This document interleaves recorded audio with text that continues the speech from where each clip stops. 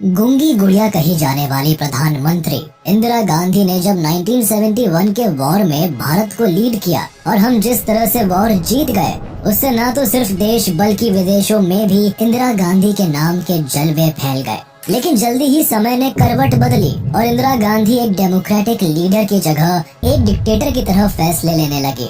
25 जून 1975 को जब इंदिरा गांधी ने इंटरनल डिस्टरबेंस के नाम पर पूरे भारत में इमरजेंसी घोषित कर दी थी तो लोगों के मुंह बंद थे, प्रेस की कलमें तोड़ दी गई थी, हजारों स्टूडेंट्स और ऑपोजिशन लीडर्स, एक्टिविस्ट, इंटेलेक्चुअल्स और जर्नलिस्ट को जेल में डाल दिया गया था और पूरा भारत सिर्फ और सिर्फ प्रधानमंत्री के इशारे पर चलने को मजबूर हो गया था। पूरे 21 महीने चले इस इमरजेंसी की सच्चाई क्या थी? क्यों भारत में आज भी 1975 के इमरजेंसी को darkest phase of Indian democracy कहा जाता है? और आखिर ऐसी क्या मजबूरियां थी जिनका हवाला देकर इंदिरा गांधी ने देश में इतना लंबा इमरजेंसी पीरियड चलाया? President has proclaimed emergency. This is nothing to panic about.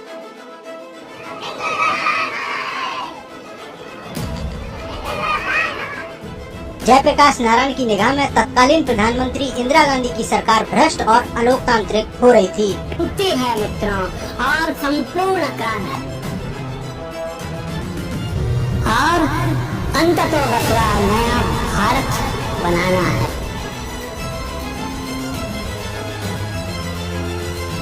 एक ऐसा काला दिन हमारा पूरा मकसद इस समय ये है कि स्थिति शांति और स्थिरता की। नेशनल इमरजेंसी एक ऐसा पीरियड होता है जब किसी कारणवश देश की इंडिपेंडेंस या सिक्योरिटी कॉम्प्रोमाइज होने के कगार पर आ जाती है।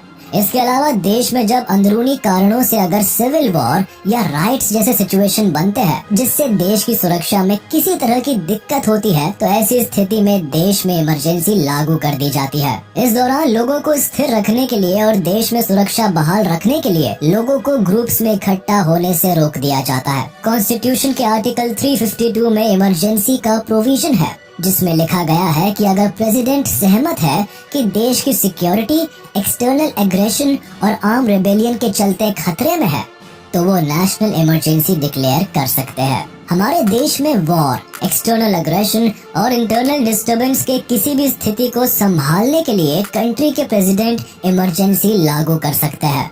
कुल मिलाकर इमरजेंसी के दौरान जनता के फंडामेंटल राइट्स को कर्ब कर लिया जाता है और देश इस पीरियड में पूरी तरह ऑटोक्रेसी की तरह फंक्शन करता है। 1975 में इंटरनल डिस्टरबेंस का हवाला देते हुए इंदिरा गांधी ने भी देश में इमरजेंसी लागू कर दी थी। लेकिन ये पहली बार नहीं था जब देश में नेशनल इमरजेंसी लगाई गई थी, बल्कि आजाद भारत में इससे पहले भी 2 बार इमरजेंसी लगाई गई थी। भारत में सबसे पहली इमरजेंसी लगाने वाले नेता प्रधानमंत्री जवाहरलाल नेहरू थे जिन्होंने 1962 में इंडो चाइना वॉर के दौरान देश में इमरजेंसी लागू की थी, जिसके 5 साल बाद 1968 में इस इमरजेंसी को रिवोक किया गया। इसके बाद भारत को दूसरी इमरजेंसी का सामना 1971 में करना पड़ा जब भारत पाकिस्तान के युद्ध के चलते प्रधानमंत्री इंदिरा गांधी ने देश में आपातकाल घोषित किया था। एक तरफ जहां दूसरी इमरजेंसी अभी भी चल रही थी, वहीं 1975 में इंदिरा गांधी ने इंटरनल डिस्टरबेंस का हवाला देकर देश में तीसरी इमरजेंसी को भी लागू कर दिया था। इस इमरजेंसी ने भारत के न केवल पॉलिटिकल बल्कि सोशल ग्राउंड को भी बदल दिया था। ये इमरजेंसी पहले 2 इमरजेंसी से बिल्कुल अलग थी क्योंकि उन 2 इमरजेंसीज को बाहरी आक्रमण के बेसिस पर लागू किया गया था। इसका मतलब था कि उस वक्त भारत चाइना और पाकिस्तान के साथ युद्ध लड़ रहा था, इसलिए लंबे समय तक लागू रहने के बावजूद इसका भारत के आम लोगों पर कोई सीधा प्रभाव नहीं पड़ा था। लेकिन थर्ड इमरजेंसी इंटरनल डिस्टरबेंस के कारण लागू हुई थी। ये पहला ऐसा आपातकाल था जिसने भारत के आम लोगों को डायरेक्टली प्रभावित किया। लेकिन इस इमरजेंसी को लागू करने के पीछे का कारण क्या रहा? साल 1966 भारत एक ऐसे फेज से गुजर रहा था जब फूड स्टोरेज, बढ़ती बेरोजगारी, लो प्रोडक्टिविटी और बढ़ती गरीबी ने देश की इकोनॉमी को खोखला कर दिया था। साथ ही 1965 की वॉर ने हालत को बद से बदतर बना दिया था। अपने अच्छे दिनों के लिए जहां गरीब जनता भारत सरकार का मुंह देख रही थी, वही प्रधानमंत्री लाल बहादुर शास्त्री के गुजर जाने से ये उम्मीद भी टूटती नजर आ रही थी। इस वक्त देश को जरूरत थी तो एक ऐसे पावरफुल लीडर की जो इंडियन इकोनॉमी को रिवाइव कर सकता था, देश को स्ट्रॉन्ग नेशन के रूप में उभार सकता था। और फिर इंडियन डेमोक्रेसी को साथ मिला इंदिरा गांधी का। प्रधानमंत्री पद पर शपथ लेने वाली ये लेडी न केवल भारत की पहली महिला प्रधानमंत्री बनी बल्कि इंडिया की second longest serving prime minister बनकर भी उभरी।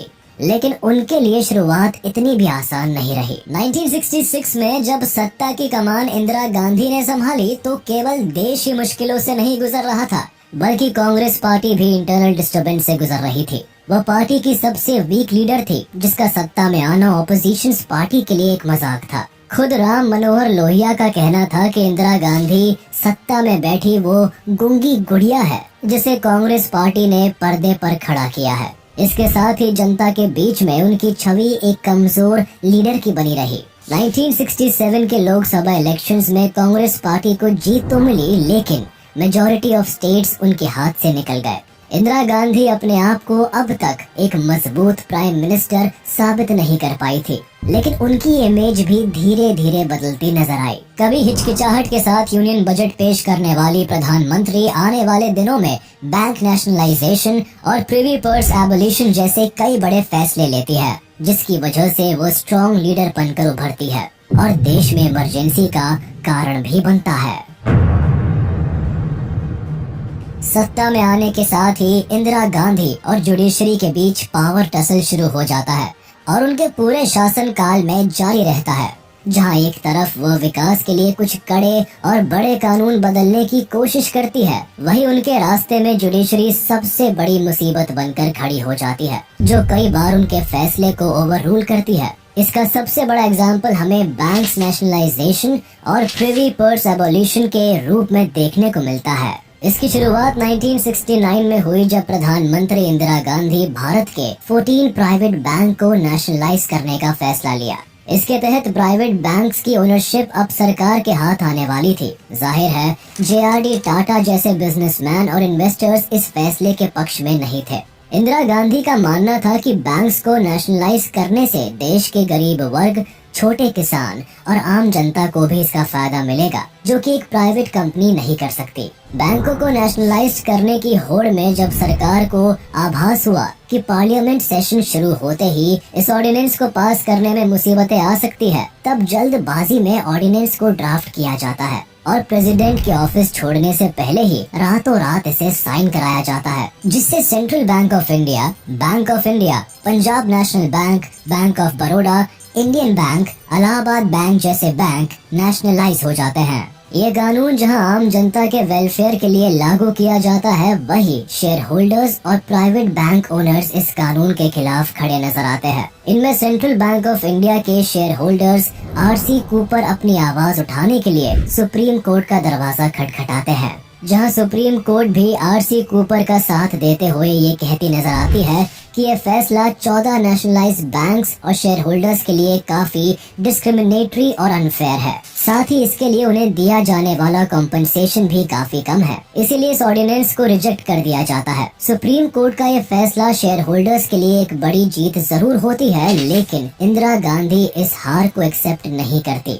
जल्द ही वो इंडियन कॉन्स्टिट्यूशन में एक न्यू अमेंडमेंट लेकर आती है, जिसके तहत सुप्रीम कोर्ट का फैसला रिवर्स हो जाता है और भारत के 14 प्राइवेट बैंक्स को नेशनलाइज कर दिए जाते हैं। इंदिरा गांधी का ये डिसीजन पूरे इंडियन बैंकिंग सिस्टम को बदल कर रख देती है। अब तक जो बैंक्स केवल शहरों तक सीमित थे, उनकी कई ब्रांचेस देश के गांव कस्बों तक पहुंच जाती है और इंदिरा गांधी का ये फैसला उन्हें जनता के दिल में एक खास जगह दिलाने में कामयाब रहता है। लेकिन वो यही नहीं रुकती, बल्कि और एक नया बिल इंट्रोड्यूस करती है जो रॉयल फैमिलीज की जड़ें हिला देती है। 1971 में Indira Gandhi privy purse abolition पर जोर देती है। ये खास तरह की पेमेंट थी जो सरकार प्रिंसली स्टेट्स की रॉयल फैमिलीज को देती थी। 1947 में जब देश को आजादी मिली थी, तब इंडिया में जुड़ने वाली प्रिंसली स्टेट्स की रॉयल फैमिलीज के लिए सरकार की तरफ से एक पेमेंट की गारंटी दी गई थी। लेकिन इंदिरा गांधी इस एग्रीमेंट को दूसरी नजर से देखती है। उनकी नजर में ये एक स्पेशल प्रिविलेज था जो भारत के प्रिंसिपल ऑफ इक्वालिटी और सोशल इकोनॉमिक जस्टिस से मेल नहीं खाता था। इसीलिए उनका मानना था कि इस स्पेशल प्रिविलेज को एबॉलिश करना जरूरी है। इसी मकसद से privy purse abolition bill Congress party introduce करती है, लेकिन इस बिल को राज्यसभा में मंजूरी नहीं मिलती। इससे इंदिरा गांधी सरकार की मुश्किलें बढ़ती जरूर है, लेकिन वह अपने इरादों से पीछे नहीं हटती। 1971 इलेक्शंस के दौरान भी वह प्रिवी पर्स एबोलिशन पर जोर देती है।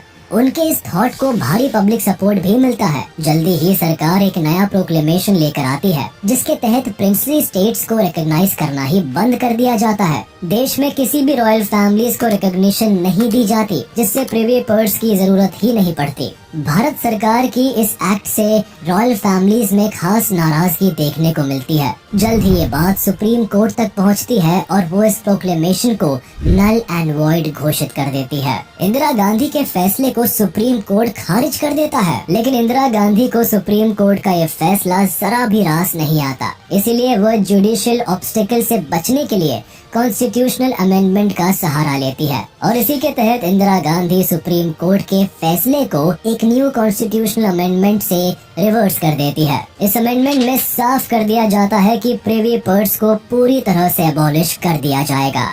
इस फैसले को आम जनता का साथ तो मिलता है, लेकिन रॉयल फैमिलीज पर यह फैसला बिजली की तरह गिरता है और वो अपनी नाराजगी जाहिर करने में भी पीछे नहीं रहते। इन अमेंडमेंट से इंदिरा गांधी आम जनता में छा जाती है। जिस प्रधानमंत्री को ऑपोजिशन कांग्रेस की कठपुतली समझते थे, अब वो लोगों के दिलों में अपनी जगह बनाने में कामयाब रहती है।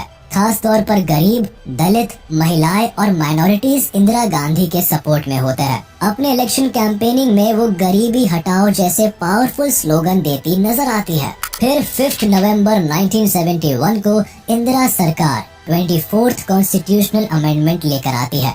इसमें कहा जाता है कि सरकार कॉन्स्टिट्यूशन के किसी भी पार्ट में चेंजेस ला सकती है, और 20 अप्रैल 1972 को वो 25th कॉन्स्टिट्यूशनल अमेंडमेंट लेकर आती है, जिसमें ये कहा जाता है कि पब्लिक यूज के लिए अगर सरकार किसी भी प्राइवेट प्रॉपर्टी को जब्त करती है, तो उसके लिए दिए जाने वाले कंपनसेशन का अमाउंट भी सरकार ही तय करेगी, और उसमें कोर्ट किसी भी तरह का इंटरफेरेंस नहीं कर सकती। लेकिन सरकार के इस अमेंडमेंट पर केशवानंद भारती केस का साया छा जाता है, और इंदिरा गांधी के इस अमेंडमेंट को भी सुप्रीम कोर्ट में चैलेंज किया जाता है। दरअसल 1969 में केरल सरकार 2 भूमि सुधार कानून लागू करती है। इस कानून के मुताबिक सरकार मठों के लैंड को जब्त करने का फैसला सुनाती है, लेकिन इसके खिलाफ एडनीर मठ के हेड केशवानंद भारती अपनी आवाज उठाते हैं और आर्टिकल 26 का हवाला देते हुए ये कहते हैं कि संविधान के अनुसार धर्म के प्रचार के लिए मठ, ऑर्गेनाइजेशन और इंस्टीट्यूशन बनाने का अधिकार लोगों को दिया गया है। इसीलिए सरकार ने संस्था की जमीन जब्त करने के लिए जो कानून बनाए वो कॉन्स्टिट्यूशन के खिलाफ है। कानून में इस तरह किए गए बदलाव को लेकर केशवानंद भारती सुप्रीम कोर्ट पहुंच जाते हैं, और न केरल सरकार बल्कि इंदिरा गांधी की सरकार को भी खुली चुनौती देते हैं। इस केस में सुप्रीम कोर्ट के सामने सबसे बड़ा सवाल आता है कि क्या पार्लियामेंट कॉन्स्टिट्यूशन में अनलिमिटेड बदलाव करके उसका बेसिक स्ट्रक्चर बदल सकती है। 24 अप्रैल 1973 को सुप्रीम कोर्ट के 13 जजेस की बेंच केशवानंद भारती केस में ऐतिहासिक फैसला सुनाती है, जिससे भारत के हर एक नागरिक के फंडामेंटल राइट्स का भविष्य तय हो जाता है। 68 डेज की लगातार सुनवाई के बाद सुप्रीम कोर्ट इस नतीजे पर पहुंचती है कि सरकार कॉन्स्टिट्यूशन में अनलिमिटेड अमेंडमेंट कर सकती है, पर वह संविधान के बेसिक स्ट्रक्चर को नहीं बदल सकती। यानी कि सरकार फेडरलिज्म, सेक्युलरिज्म, इक्वालिटी और रूल ऑफ लॉ जैसे प्रिंसिपल्स को नहीं बदल सकती। हालांकि बेसिक स्ट्रक्चर केस के हिसाब से डिसाइड हो सकता है। इस फैसले से जुडिशरी की पावर रिस्टोर जरूर हो जाती है, लेकिन इंदिरा गांधी और जुडिशरी के बीच डिसएग्रीमेंट की खाई और बढ़ जाती है, और दोनों के बीच ये पावर टसल आगे भी जारी रहता है।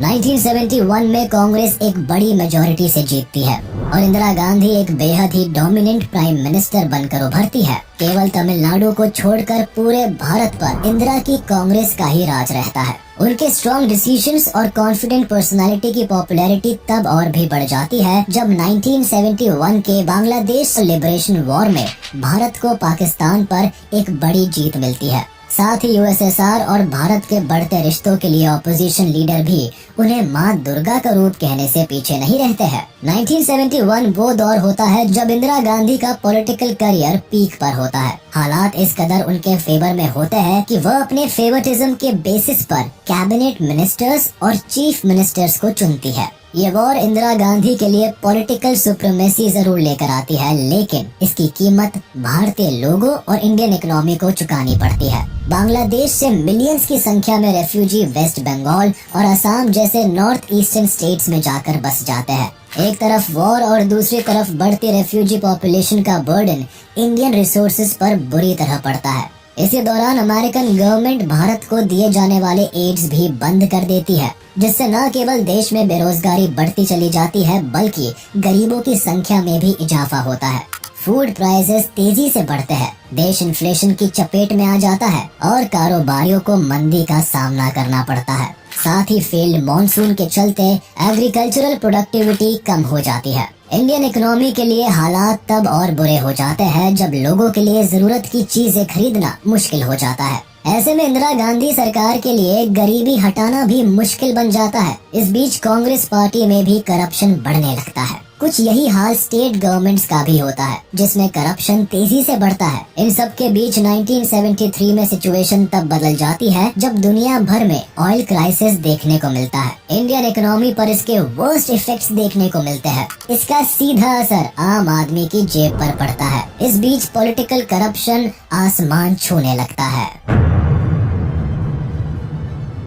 1974 में गुजरात के चीफ मिनिस्टर चिमन भाई पटेल का एक बड़ा घोटाला सामने आता है। एक तरफ जहां उन पर करप्शन के संगीन चार्जेस लगते हैं, वहीं दूसरी तरफ हाई प्राइस ऑफ फूड के चलते मिडिल क्लास लोग पहले ही क्राइसिस से गुजर रहे होते हैं। 20 दिसंबर 1973 को एलडी कॉलेज ऑफ इंजीनियरिंग के स्टूडेंट्स हॉस्टल फूड फीस में 20% हाइक के चलते हड़ताल पर उतर आते हैं। ऐसी ही एक हड़ताल 3 जनवरी 1974 को गुजरात यूनिवर्सिटी में भी होती है, जो कि स्टूडेंट और पुलिस के बीच क्लैश में बदल जाती है। इस क्लैश की आग धीरे धीरे पूरे गुजरात में फैल जाती है और सभी स्टूडेंट्स भड़क उठते हैं। आगे फूड और एजुकेशन को लेकर गुजरात के कई एजुकेशनल इंस्टीट्यूशन स्ट्राइक पर उतर आते हैं और इस स्ट्राइक को अहमदाबाद में मिडिल क्लास पीपल और फैक्ट्री वर्कर्स का भी साथ मिलता है और आगे चलकर प्रोफेशनल्स और लॉयर्स भी स्ट्राइक का हिस्सा बन जाते हैं। इस मूवमेंट को नव निर्माण मूवमेंट कहकर बुलाया जाता है। लोग डिमांड करते हैं कि गुजरात स्टेट गवर्नमेंट को डिसॉल्व कर दिया जाए और मुख्यमंत्री चिमन भाई पटेल अपने पद से रिजाइन कर दे। प्रेशराइज होकर इंदिरा गांधी को भी जनता की डिमांड को मानना पड़ता है और चिमन भाई पटेल को 9 फरवरी 1974 को अपना मुख्यमंत्री का पद छोड़ना पड़ता है। इसी के साथ गुजरात की स्टेट असेंबली को भी भंग कर दिया जाता है और गुजरात में प्रेसिडेंट्स रूल लग जाता है। गुजरात का प्रोटेस्ट जल्द ही बिहार भी पहुंच जाता है। बिहार में प्रोटेस्ट की चिंगारी की हवा देने का काम एक्टिविस्ट जयप्रकाश नारायण करते हैं। इसीलिए आगे चलकर इस प्रोटेस्ट को जेपी मूवमेंट कहकर भी बुलाया जाता है। दरअसल जब नव निर्माण मूवमेंट की वजह से चिमन भाई पटेल अपने पद से रिजाइन कर देते हैं, तब मोटिवेटेड होकर बिहार में भी स्टूडेंट्स करप्शन के खिलाफ अपनी प्रोटेस्ट की जंग छेड़ देते हैं। 18 फरवरी 1974 को पटना यूनिवर्सिटी के स्टूडेंट एक बड़ा कन्वेंशन बुलाते हैं, जिसमें स्टेट्स के सभी स्टूडेंट लीडर्स को इनवाइट किया जाता है। ये सभी स्टूडेंट मिलकर बिहार छात्र संघर्ष समिति का गठन करते हैं, जिसका प्रेसिडेंट लालू प्रसाद यादव को चुना जाता है। 18 मार्च 1974 को जब बिहार लेजिस्लेटिव असेंबली में बजट सेशन चल रहा होता है, तभी बिहार छात्र संघर्ष समिति बिहार विधानसभा का घेराव कर लेती है। विधानसभा की सभी सड़कों को बंद कर दिया जाता है। गवर्नमेंट प्रॉपर्टीज और टेलीफोन एक्सचेंज को नुकसान पहुंचाया जाता है और एजुकेशन मिनिस्टर रामानंद सिंह के रेजिडेंस पर आग लगा दी जाती है। इससे पुलिस और स्टूडेंट के बीच प्रोटेस्ट वायलेंट हो जाता है। पूरे राज्य में हजारों स्टूडेंट्स कांग्रेस पार्टी के करप्शन का विरोध जताने के लिए सड़कों पर उतर आते हैं और इन प्रोटेस्ट को freedom fighters and activist Jayaprakash Narayan के द्वारा लीड किया जाता है। जेपी नारायण बिहार से निकली विरोध की आग पूरे देश में फैला देते हैं। पटना की सड़कों पर वो एक बड़े जुलूस को लीड करते हैं और करप्शन के लिए इंदिरा गांधी सरकार को खुलेआम दोषी ठहराते हैं। अपने इस प्रोटेस्ट को वो सरकार के खिलाफ संपूर्ण क्रांति का नाम देते हैं। और स्टूडेंट से अपील करते हैं कि वो इस मास मूवमेंट में शामिल हो। जेपी नारायण नॉर्थ इंडिया के बड़े हिस्से का दौरा भी करते हैं और स्टूडेंट्स, ट्रेडर्स और इंटेलेक्चुअल्स के एक सेक्शन को अपने आंदोलन की ओर आकर्षित करते हैं। करप्शन के खिलाफ बिहार का ये मूवमेंट सत्याग्रह मूवमेंट में बदल जाता है। जगह जगह हो रहे इन नॉन वायलेंट प्रोटेस्ट का केवल एक ही मकसद होता है और वो था बिहार स्टेट गवर्नमेंट को डिसॉल्व करना और स्टेट सीएम का रेजिग्नेशन। लेकिन इंदिरा गांधी अपने फैसले पर अडिग रहती है और एक भीषण विरोध के बाद भी बिहार के चीफ मिनिस्टर अब्दुल गफूर अपनी सीट पर काबिज रहते हैं। जब बिहार आंदोलनों की आग में जल रहा होता है तब इस प्रोटेस्ट का असर रेलवेज वर्कर्स में भी देखने को मिलता है। Better working conditions, better working hours और सैलरी में बढ़त को लेकर रेलवे वर्कर्स में भी इस कदर एजिटेशन भरी होती है कि 8 मई 1974 को कई रेलवे वर्कर्स रेलवे स्ट्राइक पर चले जाते हैं। आगे ये स्ट्राइक 3 हफ्तों तक जारी रहती है और इसे समाजवादी and trade union leader George Fernandes द्वारा लीड किया जाता है। इस प्रोटेस्ट में 17 लाख से भी ज्यादा रेलवेज वर्कर्स हिस्सा लेते हैं और इसका नतीजा ये निकलता है कि 3 हफ्तों के लिए रेलवेज पूरी तरह से बंद पड़ जाती है। इससे न केवल इकोनॉमी पर स्ट्रेन पड़ता है बल्कि इंदिरा सरकार पर भी प्रेशर डेवलप होता है। देश के कोने कोने में कांग्रेस गवर्नमेंट के खिलाफ हो रहे ये प्रोटेस्ट सबूत होता है कि ये पॉलिटिकल पार्टी अपनी लेगेसी खो रही है। लेकिन इंदिरा गांधी 1 साल तक चले इस प्रोटेस्ट के बाद भी बिहार की सरकार को डिसॉल्व नहीं करती है बल्कि देश में हो रहे इन मूवमेंट्स को वो एंटी नेशनल करार देती है और पब्लिक की बात मानने से इनकार कर देती है। इंदिरा गांधी को सबसे बड़ा झटका तब लगता है जब इलाहाबाद हाई कोर्ट मार्च 1975 में उन्हें इलेक्शन फ्रॉड एलिगेशंस में दोषी करार दिया जाता है। ये मामला 1971 के इलेक्शन से जुड़ा होता है। इंदिरा गांधी पर आरोप लगता है कि 1971 में उन्होंने इलेक्शन सीट जीतने के लिए इलेक्शन माल प्रैक्टिस का सहारा लिया। ये आरोप सोशल कैंडिडेट राज नारायण लगाते हैं जो 1971 में इंदिरा गांधी के खिलाफ रायबरेली की सीट से इलेक्शन में खड़े हुए थे। राज नारायण चुनाव जरूर हार जाते हैं लेकिन अपने साथ हुए इनजस्टिस के खिलाफ वह पिटीशन फाइल करते हैं और ये आरोप लगाने से नहीं चूकते कि इंदिरा गांधी ने अपनी इलेक्शन कैंपेनिंग के लिए गवर्नमेंट रिसोर्सेज का इस्तेमाल किया, बैलेंस को मैनिपुलेट किया, इलेक्शंस में करप्शन किया और गलत तरीके से जीत हासिल की। कुल 14 एलिगेशंस इंदिरा गांधी पर लगाए जाते हैं। इलाहाबाद कोर्ट मानती है कि इंदिरा गांधी ने यूपी में इलेक्शन भाषण देने के लिए यूपी गवर्नमेंट की मदद से एक बड़ा स्टेज बनाया था। उन पर यह भी आरोप साबित होता है कि अपने पर्सनल इलेक्शन रिलेटेड वर्क के लिए उन्होंने यशपाल कपूर को अपना इलेक्शन एजेंट भी बनाया जो इलेक्शंस के वक्त भी गवर्नमेंट एम्प्लॉय थे। इलाहाबाद कोर्ट अपनी वर्डिक्ट में इंदिरा गांधी को लोकसभा सीट से डिस्क्वालीफाई कर देती है और डिक्लेयर करती है कि अगले 6 साल तक वो किसी भी इलेक्शन में हिस्सा नहीं ले सकती। ये पहली बार होता है जब देश की प्रधानमंत्री पर इतना बड़ा एक्शन लिया जाता है और उन्हें अपनी पोजीशन से हटाया जाता है। जाहिर था कि प्रधानमंत्री इंदिरा गांधी को हाई कोर्ट का ये वर्डिक्ट एक्सेप्टेबल नहीं होता, इसीलिए वो अपील करने के लिए सुप्रीम कोर्ट का दरवाजा खटखटाती है। लेकिन इससे पहले सुप्रीम कोर्ट का फैसला आता उससे पहले ही देश में हल्ला मच जाता है। इंदिरा गांधी सरकार के खिलाफ कई ऑपोजिशन लीडर सड़क पर उतर आते हैं। मौके का फायदा उठाकर ऑपोजिशन लीडर भी जनता को इंदिरा गवर्नमेंट के खिलाफ करने में सफल रहते हैं। जो जनता कभी इंदिरा गांधी के सपोर्ट में उठती थी अब वही उनके खिलाफ हो जाती है। बगावत की आवाज तब और बुलंद हो जाती है जब 24 जून 1975 को सुप्रीम कोर्ट इंदिरा गांधी की अपील सुनती है। इलाहाबाद कोर्ट के फैसले पर स्टे लगाते हुए सुप्रीम कोर्ट साफ कर देती है अगले इलेक्शन तक इंदिरा गांधी प्रधानमंत्री पद पर बनी रह सकती है लेकिन उनकी सारी प्रिविलेज छीन ली जाएगी। अगले 6 सालों के लिए वो वोट नहीं कर सकती और न ही इलेक्शन में खड़ी हो सकती है। ये वर्डिक्ट इंदिरा सरकार को हिला कर रख देता है। वो सत्ता को हाथ से निकलती हुई देख रही थी। इंदिरा गांधी पर ऑपोजिशन का पलड़ा भारी पड़ने लगता है। ऑपोजिशन लीडर एक बड़ी भीड़ के साथ प्रोटेस्ट करते हैं, रेवोल्यूशनरी नारे लगाए जाते हैं। खुद जेपी नारायण इस बार खुलकर सामने आते हैं और संपूर्ण क्रांति प्रोग्राम लॉन्च करते हैं। देश में बढ़ते करप्शन, इन्फ्लेशन के लिए वो खुलेआम इंदिरा गांधी को जिम्मेदार ठहराते हैं। वो स्टूडेंट से अपील करते हैं कि बाहर निकलकर वो भी इस क्रांति में हिस्सा बने। लगभग 1 लाख लोग उनके समर्थन में रामलीला ग्राउंड में इकट्ठा होते हैं जहां वो जबरदस्त भाषण देते हुए रामधारी दिनकर की पोएट्री रिसाइट करते हैं कि सिंहासन खाली करो कि जनता आती है। इसके अलावा वह पुलिस और मिलिट्री फोर्स से भी कहते हैं कि अनकॉन्स्टिट्यूशनल सरकार की सुनना बंद कर दे और उनके किसी ऑर्डर्स को फॉलो करना बंद कर दे। इंदिरा गवर्नमेंट जेपी नारायण के इस भाषण को देश में रिवोल्ट भड़काने के रूप में लेती है, जिससे गुस्साई जनता भी अब जेपी नारायण के सपोर्ट में नजर आती है। हालांकि इसके खिलाफ कांग्रेस लीडर्स भी इंदिरा गांधी के सपोर्ट में रैलीज निकालते हैं, लेकिन मामला इस कदर बढ़ जाता है कि एक बड़ा पॉलिटिकल क्राइसिस देश के सामने होता है। जब इंदिरा गांधी को लगता है कि वह अपना बना बनाया पॉलिटिकल करियर खो सकती है और सत्ता की कमान उनके हाथ से फिसल सकती है, तब पावर को कंट्रोल करने के लिए वो इंटरनल डिस्टर्बेंस का सहारा लेती है। 25 जून 1975 की रात को इंदिरा गांधी अपने ट्रस्टेड मिनिस्टर्स के साथ एक मीटिंग करती है और उनकी एडवाइस पर देश के प्रेसिडेंट फखरुद्दीन अली अहमद को एक रिटन लेटर भेजती है, जिसमें वो नेशनल इमरजेंसी के लिए रिक्वेस्ट करते हुए कहती है कि इंटरनल डिस्टर्बेंस के चलते देश की सिक्योरिटी को खतरा है, इसीलिए इमीडिएट इफेक्ट के साथ आर्टिकल 352 के तहत नेशनल इमरजेंसी घोषित करना जरूरी है। आगे होता भी ऐसा ही है।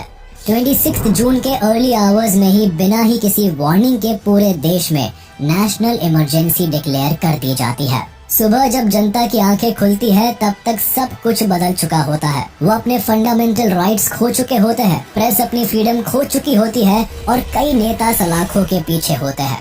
लोगों के सामने अब एक ऐसा नेशन होता है जिसकी डेमोक्रेसी पिंजरे में बंद तोते के समान रह जाती है। नेशनल इमरजेंसी का पहला परिणाम ये निकलता है कि आधी रात को ही रैलीज में बैठे ढेरों अपोजिशन लीडर्स जैसे अटल बिहारी वाजपेयी, मोरारजी देसाई, चरण सिंह और LK आडवाणी को अरेस्ट कर लिया जाता है। साथ ही प्रोटेस्ट के लीडिंग फेस जेपी नारायण और कई इंडियन एक्टिविस्ट को भी अरेस्ट कर लिया जाता है। उसी रात जब प्रिंटिंग प्रेस कल के न्यूज़पेपर्स की हेडलाइंस छापने की तैयारी कर रही होती है, तभी सरकार सभी लीडिंग न्यूज़पेपर ऑफिस की पावर सप्लाई कट कर देती है। इसके पहले जर्नलिस्ट कुछ समझ पाते, उससे पहले ही सभी ऑपोजिशन लीडर, इंडियन एक्टिविस्ट और प्रोटेस्टर्स सलाखों के पीछे होते हैं। अगली सुबह Indira Gandhi all India radio पर आती है और डिक्लेयर करती है कि भाइयों और बहनों, राष्ट्रपति जी ने आपातकाल की घोषणा की है। इससे आतंकित होने का कोई कारण नहीं है। आप सभी गहरे और व्यापक षड्यंत्र से अवगत होंगे जो उस समय से रचा जा रहा है। मुझे विश्वास है कि आंतरिक स्थिति में तेजी से सुधार होगा, जिससे हम जल्द से जल्द इस घोषणा को समाप्त कर सकेंगे। एक ही रात में देश की राजनीति की हवा बदल जाती है। इमरजेंसी लगाने के पीछे इंदिरा गांधी की सरकार सबसे बड़ी वजह 1971 वॉर, 1973 ऑयल क्राइसिस और सूखे को बताती है। सरकार दावा करती है कि रिवॉल्ट्स और प्रोटेस्ट के चलते इंटरनल डिस्टर्बेंस क्रिएट हो रहा है, जो देश की सिक्योरिटी के लिए थ्रेट है। इमरजेंसी की आड़ में इंदिरा गांधी पॉलिटिकल पावर को तो कंट्रोल कर लेती है, लेकिन इसके लिए पब्लिक को एक बड़ी कीमत चुकानी पड़ती है। इंडिया एक बड़े कॉन्स्टिट्यूशनल क्राइसिस में फंस जाता है। फंडामेंटल राइट के सस्पेंशन से ना तो जनता के पास सरकार से सवाल पूछने की आजादी बचती है और ना ही अन्याय के खिलाफ वो अपनी आवाज उठा पाते हैं। फ्रीडम ऑफ स्पीच के सस्पेंशन से 2 दिन तक प्रिंटिंग प्रेस पर रेड पड़ती रहती है और न्यूज़पेपर सर्कुलेशन को पूरी तरह से कट ऑफ कर दिया जाता है। Indira Gandhi government newspaper journalist और एडिटर्स के लिए कुछ ग्राउंड रूल्स और गाइडलाइंस सेट करती है। जर्नलिस्ट को और इंस्ट्रक्शन दिए जाते हैं कि कुछ भी छापने से पहले चीफ प्रेस एडवाइजर की परमिशन लेना जरूरी है। मेन स्ट्रीम मीडिया पर इमरजेंसी की ऐसी मार पड़ती है कि मई 1976 तक लगभग 7000 जर्नलिस्ट को जेल में डाल दिया जाता है। इसके खिलाफ विरोध जताने के लिए इंडियन एक्सप्रेस और स्टेट्समैन जैसे कुछ बड़े न्यूज़पेपर्स एक नया तरीका अपनाते हैं। वो कुछ लिखने के बजाय अपने एडिटोरियल पेज को ब्लैंक छोड़ना शुरू कर देते हैं। कुछ यही हाल देश की ऑपोजिशन पॉलिटिकल पार्टीज का भी होता है, जिन्हें अगले 2 साल तक जेल की सलाखों में बंद रखा जाता है। इमरजेंसी के दौरान 1 लाख से भी ज्यादा लोगों को हवालात में बंद रखा जाता है। RSS और जमात इस्लामी जैसी ऑर्गेनाइजेशंस जो हमेशा से सरकार के खिलाफ आवाज उठाती आई थी, उन्हें पूरी तरह बैन कर दिया जाता है। कई एक्टिविस्ट लीडर अंडरग्राउंड हो जाते हैं और सरकार के खिलाफ अपने मूवमेंट को जारी रखते हैं। इलेक्शन पोस्टपोन करा दिए जाते हैं और राज्यों पर प्रेसिडेंट रूल इम्पोज कर दिया जाता है। ट्रेड यूनियन को भी इंदिरा सरकार के फोर्सफुल रूल्स को मानना पड़ता है। जिसके तहत ट्रेड यूनियन एक्टिविटी पर बैन लगा दिया जाता है। वर्कर्स को स्ट्राइक करने की सख्त मनाही होती है। सभी वर्कर्स के लिए फिक्स्ड वेज तय होता है और 2 साल तक बोनस का कोई स्कोप नहीं रखा जाता। इन रूल्स के खिलाफ विरोध जताने वाले हर वर्कर को स्ट्रिक्ट रिप्रेशन का सामना करना पड़ता है। एक तरफ जहां सरकार जनता की आवाज को हर तरफ से बंद कर देती है, वहीं दूसरी तरफ विकास और इकोनॉमिक प्रोग्राम की आड़ में इंदिरा सरकार कई ऐसे प्रोग्राम इंट्रोड्यूस करती है जो जनता के दिलों में सरकार के लिए नफरत भर देती है। इसमें सबसे बड़ा प्रोग्राम मास स्टेरिलाइजेशन का होता है, जिसे इंदिरा गांधी के बेटे संजय गांधी द्वारा 5 पॉइंट प्रोग्राम के तहत इंट्रोड्यूस किया जाता है। कांग्रेस पार्टी का एक सक्सेसफुल नेता बनने की होड़ में संजय गांधी एक 5 पॉइंट प्रोग्राम अनाउंस करते हैं, जिसका मकसद वो family planning, population control, dowry और कास्ट सिस्टम को जड़ से खत्म करना बताते हैं। लेकिन जनता का नेता बनने के बजाय वो ऐसे तानाशाह बनकर उभरते हैं जिससे जनता उन्हें एक्सट्रीम हेट करने लगती है और इसकी वजह उनका फोर्सफुल मास स्टेरिलाइजेशन प्रोग्राम होता है।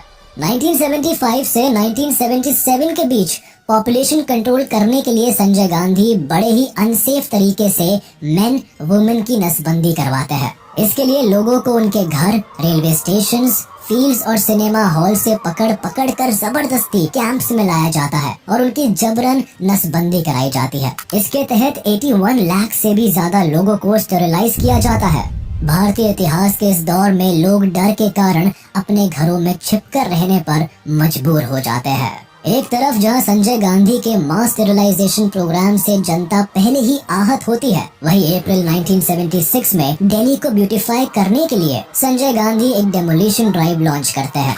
दिल्ली को एक सुंदर शहर में बदलने की आड़ में वो कई अनऑथोराइज्ड स्लम्स और सेटलमेंट्स को गिरवा देते हैं। खासकर करोल बाग, तुर्कमैन गेट और जामा मस्जिद के करीब बसी सभी बस्तियों को टारगेट किया जाता है। बुलडोजर चलाकर लोगों के घरों को गिरा दिया जाता है। इससे होता यह है कि एक बड़ी तादाद में गरीब लोगों को अपनी जगह और रोजगार छोड़कर पास के गांवों में रिलोकेट होना पड़ता है। इस प्लान के सभी ऑर्डर हालांकि संजय गांधी द्वारा दिए जाते हैं, लेकिन कॉन्स्टिट्यूशनली इस ऑपरेशन को अंजाम देने के लिए उनके पास कोई पद नहीं होता है। संजय गांधी के इस ऑपरेशन को पब्लिक से इतना क्रिटिसिज्म मिलता है कि कई लोग इसके खिलाफ आवाज उठाते हैं और तुर्कमान गेट के पास धरने पर बैठ जाते हैं। लेकिन मामला तब बिगड़ जाता है जब 18 अप्रैल 1976 को पुलिस तुर्कमान गेट पर धरने पर बैठे लोगों पर ओपन फायर कर देती है। बुलडोजर से कई लोगों के घर और दुकानें गिरा दी जाती है। जो लोग इसके खिलाफ आवाज उठाते हैं, पुलिस उन पर गोली चला देती है। करीब 20 लोग मारे जाते हैं और कई लोग घायल हो जाते हैं। सत्ता के दम पर इंदिरा गांधी सरकार न केवल जनता की आवाज को दबा देती है, बल्कि कई ऐसे कॉन्स्टिट्यूशनल अमेंडमेंट भी करती है जो उनके हाथ में बड़ी पावर देती है। इस बीच वो agricultural production, public service improve करने के लिए कई प्लान्स भी बनाती है, लेकिन नॉन कांग्रेसी हवा देश में आग की तरह फैल जाती है। ऊपर से इंदिरा गांधी जेल में बंद जॉर्ज फर्नांडिस और कई लीडर्स पर क्रिमिनल केसेस भी लॉन्च करती है, जिससे जनता में सरकार की इमेज गिरती चली जाती है। इसके विपरीत जेल में रहने के बाद भी लोगों के दिलों में जेपी नारायण हीरो बनकर उभरते हैं। लोग मोरारजी देसाई, अटल बिहारी वाजपेयी, LK आडवाणी और चरण सिंह जैसे लीडर्स में अपना फ्यूचर लीडर देखने लगते हैं। 1971 में जिस प्रधानमंत्री को जनता आयरन लेडी की तरह देखती थी, अब वही लोगों के लिए एक तानाशाह बनकर उभरती है। पहली बार देश कांग्रेस का हाथ छोड़ जनता पार्टी का हाथ थामने को तैयार बैठी होती है। जनवरी 1977 को जब सभी प्रिजनर्स को रिहा कर दिया जाता है, तब इंदिरा गांधी को आभास तक नहीं होता कि आने वाले इलेक्शंस उनकी सत्ता का सफाया कर सकते हैं। इसीलिए मार्च 1977 में जब जनरल इलेक्शंस बुलाए जाते हैं, तब कांग्रेस को अपनी जीत की भरपूर उम्मीदें होती है। लेकिन जीत इस बार जनता पार्टी के हाथ आती है, जो अपनी कैंपेनिंग में इंदिरा हटाओ देश बचाओ के नारे लगाते नजर आते हैं। इसी का नतीजा ये निकलता है कि रायबरेली कॉन्स्टिट्यूएंसी से लोकसभा सीट पर इंदिरा गांधी को राज नारायण से करारी शिकस्त मिलती है। कांग्रेस की हार जनता के लिए लोकतंत्र की जीत बनती है और पहली बार देश में नॉन कांग्रेस गवर्नमेंट की सरकार बनती है। पीएम के रूप में सत्ता की कमान मोरारजी देसाई संभालते हैं और इंडियन हिस्ट्री का ये डार्केस्ट चैप्टर यही क्लोज हो जाता है।